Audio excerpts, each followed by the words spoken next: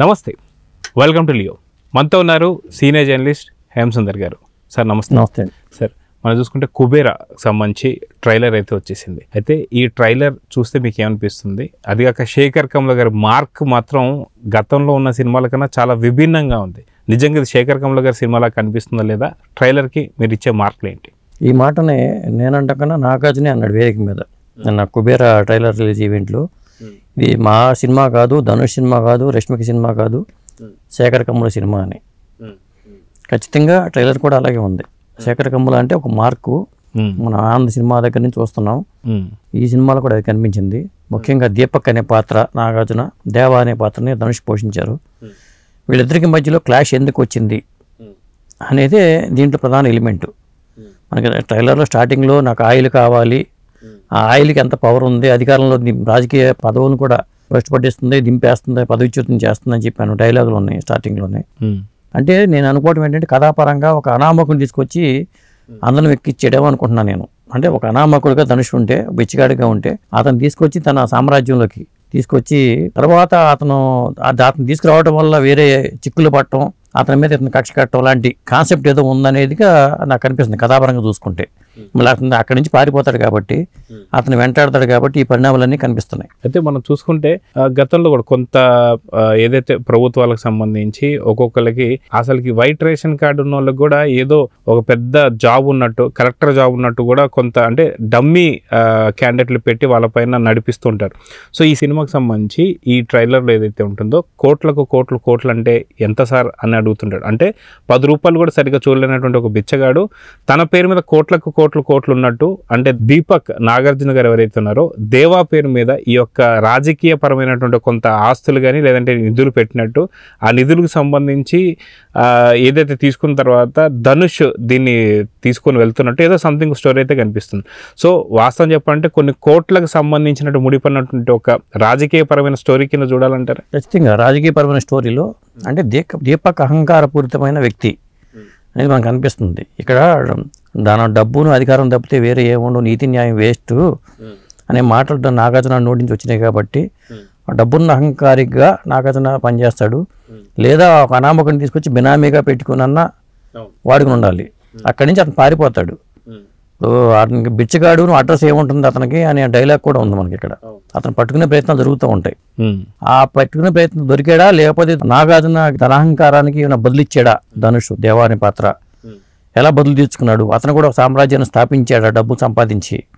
ఎందుకంటే ఛాలెంజ్ సినిమాలో డబ్బు టు ది పవర్ ఆఫ్ డబ్బు నవల ఎండమూరిది ఆ ఛాలెంజ్ సినిమాగా వచ్చింది. అక్కడ కూడా 50 లక్షలు సంపాదించాలి నువ్వు ఇంతకాలంలో అని చెప్పి, చట్టబద్ధంగా సంపాదించాలి అనే డైలాగ్ ఉంటుంది. ఆ తరహాలోనే ఇతను కూడా బిచ్చగాడు కూడా డబ్బు సంపాదించి నాగార్జున అహంకారానికి చెక్ చెప్పాడా అనుకునేలాగా ఈ కథను అల్లుండొచ్చు అనుకుంటున్నాను నేను అనుకుంటాం. అయితే దీంట్లో రష్మిక పాత్ర కూడా చాలా కీలకంగా మారబోతుంది. వాస్తవానికి ధనుష్ అనేటువంటి ఒక అనామకుడికి ఏదైతే కొంత చొరవ చూపించడం కావచ్చు, లేదంటే మనకు ఆశ్రయం ఇవ్వడం కావచ్చు, తనకి హెల్త్ పరంగా చూపించడం కావచ్చు, ఇవన్నీ కూడా చూస్తూ ఉన్న సందర్భంలో పదే నా ఇంటి ఎందుకు పడుతున్నాం అంటే మీరు తప్ప నాకు ఎవరు తెలియదు అనేటువంటి మాటలు మనం చూస్తూ వస్తున్నాం. సో వీళ్ళిద్దరి మధ్యన ఎలాంటి రిలేషన్ చూడాలి? అంటే లవ్ స్టోరీ దీంట్లో ఉండే అవకాశాలు ఉన్నాయంటారా? ఖచ్చితంగా ఆ లవ్ స్టోరీ ఖచ్చితంగా రష్మికకిను దేవా పాత్రకి మధ్యలో పెట్టి ఉండాలనిపిస్తుంది. అంటే దేవా చిక్కుల్లో పడితే అతన్ని ఆ చిక్కుల నుంచి బయటపడేయడానికి ఉపయోగపడే పాత్రగా మనం రష్మిక పాత్రను చూడాలి. పైగా అమ్మాయికి ఎంత క్రేజ్ ఉండడానికి నిన్న ఉదాహరణ ఆ వేదిక మీద అమ్మాయి మాట్లాడుతున్నప్పుడు కానీ ఆ ఫ్యాన్స్ కానీ మీరు ఇట్లా చేయడం వల్ల నేను అసలు మాట్లాడలేకపోతున్నాను, నాకు గుర్తు రావట్లేదని కూడా అంది అమ్మాయి. నన్ను నేషనల్ రష్మిక అని చెప్పి నేను ధనుష్ ఫస్ట్ టైం ధనుష్తో చేయడం, నాగార్జునతో రెండో సినిమాగా రష్మిక చెప్పింది. ధనుష్తో ఫస్ట్ సినిమా, ఈ సినిమా తర్వాత మా కాంబినేషన్లో మరిన్ని సినిమాలు రాబోతున్నాయి అంటూ నేను మాట్లాడింది. మొట్టమొదటిసారిగా ధనుష్తో చేసింది అన్నమాట అమ్మాయి. కానీ వాళ్ళిద్దరు కెమిస్ట్రీ కూడా వర్కౌట్ అయితే ఫ్యూచర్లో కూడా వీళ్ళ కాంబినేషన్ సినిమాలు వచ్చే అవకాశం అయితే ఉంది. అయితే మనం చూసుకుంటే ధనుష్ మాత్రం చాలా టిపికల్ క్యారెక్టర్ అని చెప్పుకోవచ్చు. అంటే గతంలో ఇలాంటి క్యారెక్టర్స్ చాలా వరకు ధనుష్ వేసినా సరే ఇప్పుడు ఈ సినిమాలో తన క్యారెక్టర్ చూస్తే మీకు ఏమనిపిస్తుంది? ఒక డిఫరెంట్ పాత్ర అండి. ఎందుకంటే బిచ్చగాడి పాత్రలు చేయటం అంటే విజయ్ ఆంటోని బిచ్చగాడి సినిమా చూస్తే అతను ఇమేజ్ లేని హీరో, కానీ ఇక్కడ ధనుష్ ఇమేజ్ ఉన్న హీరో. ఇప్పుడు ఇమేజ్ ఉన్న హీరోలు బిచ్చగాడి పాత్రలు లేకపోతే ఒక కురూపి పాత్రలు చేయాలంటే చాలా కష్టమైన విషయం. బిచ్చగాడు అంటేనే ఒక అందవికారం కనిపిస్తారు. అలాంటిది భైరవ దీపంలో బాలయ్య కూడా అలాంటి పాత్ర చేశారు. చిరంజీవులు సినిమాలో ఎన్టీ రామారావు గారు ఆ గుడ్డివాడు అంధుడి పాత్ర చేశారు. అట్లా డీ గ్లామర్ పాత్ర ఇది. ఆ డీ గ్లామర్ పాత్రని ఒక ఫాంటసీ ప్రపంచంలోకి ఎంటర్ చేయించడం. ఎందుకు ఎంటర్ చేయించారు, అక్కడ అతను పడిన ఇబ్బంది ఏంటి, ఎందుకు మళ్ళీ నాగార్జున దూరం అయ్యాడు, అతన్ని ఎందుకు ఇతను వెతుకుతున్నాడు నాగార్జున అనేది ఇందులోని కీలకమైన పాయింట్లు. ఇది అయితే మనం చూసుకుంటే రష్మికని ఒకానొక సీన్లో నాగార్జున గారు గన్ పెట్టి ఎక్కడ దేవా అని చెప్పేసి అడుగుతూ వస్తుంటాడు. అంటే ఇక నాగార్జున గారి క్యారెక్టర్ని నెగిటివ్ షేడ్ కింద చూసుకోవాలా, ఎలా చూడాలంటే ఏం చెప్తారు? ఇప్పుడు నెగిటివ్ షేడ్లోనే కనిపిస్తుంది. ఇందులో విలన్ పాత్రలు చాలా ఉన్నాయి. అలాంటి నాగార్జున చివరిలో ఆ పాత్ర మళ్ళీ మారిందా, ఒక్కోసారి పరిస్థితుల ప్రభావం వల్ల కూడా అలా మారిన పాత్ర కూడా కావచ్చు. అంటే ధనాహంకారం, దాని అహంకారానికి దెబ్బ కొట్టినప్పుడు ఆటోమేటిక్గా మనిషి మారవచ్చు కదా. అతని మీద అహంకారానికి దెబ్బ కొట్టి అతను మారేలాగా ధనుష్ చేశాడా అనేది కూడా ఒక పాయింట్. మొత్తానికి శేఖర్ కమ్ములో తనదైన మార్కుతోనే ఈ కథని తీర్చిదిద్దాడు అని అనుకోవాలి.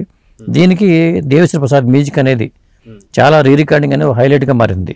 చాలా సన్నివేశాలు మనకు ఆ రికార్డింగ్ చాలా హైలైట్గా చెప్పుకోవచ్చు. సో ఓవరాల్గా మీకు ట్రైలర్ చూస్తే ఎలా అనిపించింది? అది కాక అతి తొందరలో రిలీజ్ కాబోయే సినిమా పైన ఈ ట్రైలర్ అంచనాలు పెంచిందా లేదా అంటే ఏం చెప్తారు? ఖచ్చితంగా పెంచింది. ఎందుకంటే నిన్న జరిగిన ప్రీ రిలీజ్ ఈవెంట్ ప్లస్ మరో 4 రోజుల్లోనే సినిమా రిలీజ్ కాబోతుంది కాబట్టి ఖచ్చితంగా కుబేరా ఈ నెలలో రిలీజ్ అయ్యే సినిమాల్లో కుబేరా మీద భారీ అంచనాలు అయితే ఉన్నాయి. శేఖర్ కమ్ముల సినిమా కావటమే ప్రధాన కారణం. పైగా ఇవి రేర్ కాంబినేషన్, నాగార్జున ధనుష్ రష్మిక అనే కాంబినేషన్ రేర్ కాంబినేషన్ అండి. సో చూద్దాం సార్, సినిమా మంచి సక్సెస్ అవ్వాలని అయితే కోరుకుందాం. నమస్తే. నమస్తే అండి.